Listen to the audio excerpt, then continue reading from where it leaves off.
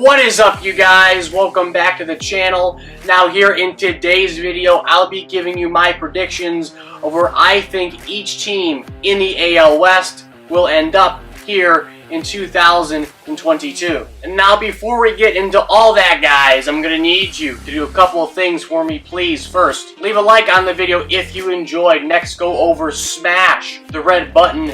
Go subscribe. That is the best way to show your support here on the channel. Then go over, ring that bell, get notified so you know when exactly I am pumping out great baseball content here on the channel. And finally, if you want to get active, go down below in the comment section. I would love to hear your thoughts of where you think each AL team will end up in 2022. So in 5th place in the Western Division, I have the Oakland Athletics at 112-50. Yeah, they're going to be probably the worst team in baseball right now. The worst team. I'm calling it.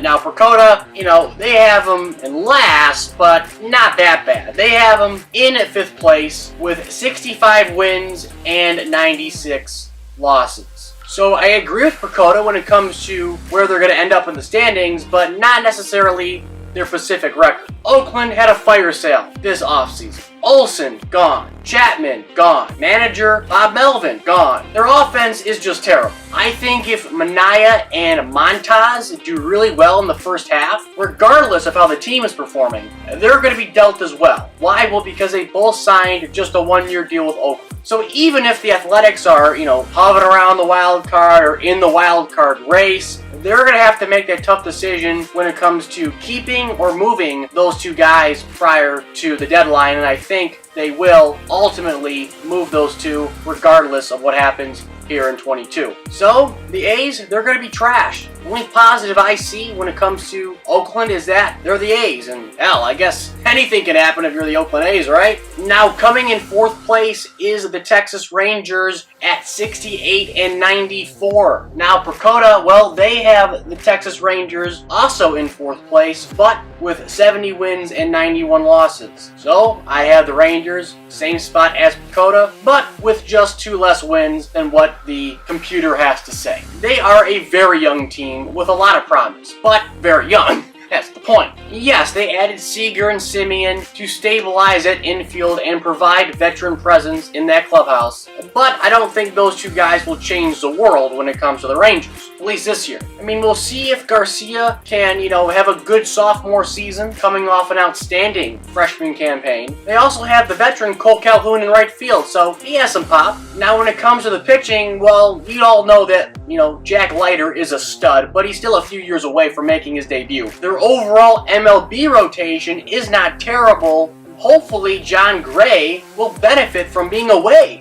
from Coors Field and do well in Texas with that closed and controlled environment. And hopefully, for the Rangers' sake, Dan Dunning can keep his ERA under 4. But when it comes to the rest of the rotation, we'll just have to wait and see. Again, I'll reiterate, the downside for the Rangers is that they're very, very young, very, very inexperienced. It's just simple as that. Coming in 3rd place in the West is the LA Angels at 83-78. Now, for Dakota, they have the Angels in 2nd place with 88 wins and 73 losses. Now, the main reason why, I have the Angels worse off than the Mariners this year is their starting pitching. And me, I firmly believe that pitching wins championships. That's why the Halos have never won anything in the past 10, 12 years, whatever, especially when it comes to Mike Trout era. They never won anything like Trout. I mean, sad, but true. I mean, look at it. They have Ohtani, who seemed to have improved on the pitching side this spring thus far. I mean, they added Noah Syndergaard, who's, had flashes of greatness in the past, but he's coming off an injury and hasn't fully pitched since 2019. Not to mention, he'll probably have a pitch limit coming into 2022 with the Halos. And after those two guys, who's in the rotation? I honestly don't know. I mean, maybe Lorenzen? I mean, maybe. He's okay. I don't know. Rotation is not good.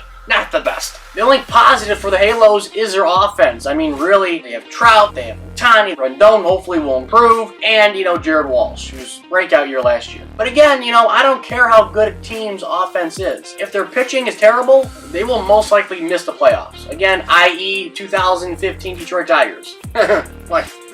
Now coming in second place is the Seattle Mariners with 87 wins and 72 losses. Now POSTSEASON, well, they have the Mariners in third with 83 wins and 78 losses. Now Seattle has made some much needed improvements, especially with that rotation when, they got the reigning AL Cy Young Award winner Robbie Ray to put at the top. And it's fair to say that Robbie Ray will help the Mariners when it comes to their chances of making the postseason. They also have Marco Gonzalez, who posted a winning record last year of 10-6 for what it's worth. Not to mention they have Chris Flexton, with a breakout performance, racking up 14 wins in 2021 with his curveball spin rate in the 81st percentile according to Baseball Savant. So his curveball, one of his best pitches in his arsenal. And Seattle's offense seems to be on the upswing as well, no pun intended. They added two major bats in Winker and Suarez from the Reds. And I think Eugenio Suarez will actually do better than Winker for the Mariners here in 2022. And I think this trade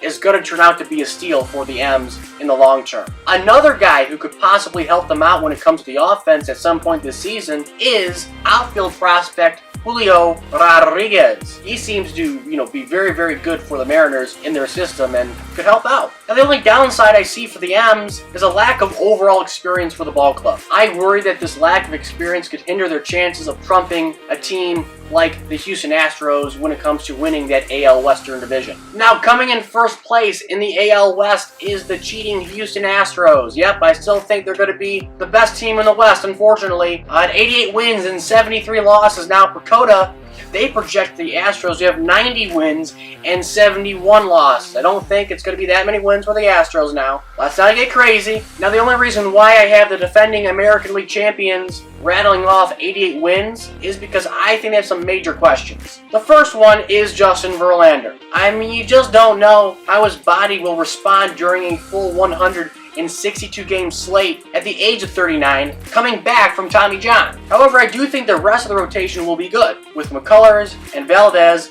having solid experience under their belts, and last year's rookie in Luis Garcia having major success during the regular season and the postseason as well. However, the biggest concern for Houston is the offense, I will say. I mean, they have Altuve and Brantley, who are always consistent, and they have Alvarez in the power department. But don't forget, they lost Correa to Minnesota, who is extremely valuable for both their offense and their defense at shortstop. And don't forget that Alex Bregman was atrocious throughout the entirety of the season and the postseason. God, he was terrible last year. He needs to have a bounce-back season. I just don't know about this guy. Now, hopefully, guys like Gurriel and Tucker can maintain the success that they found last year with the Astros in 2022 if a guy like, Alex Bregman has another down year. Astros are the best in the West, but maybe not the best in the American League again for 2022. So that is all I got for today's video. Please like, comment, and subscribe. Comment down below your thoughts, and as always, I will catch you guys later.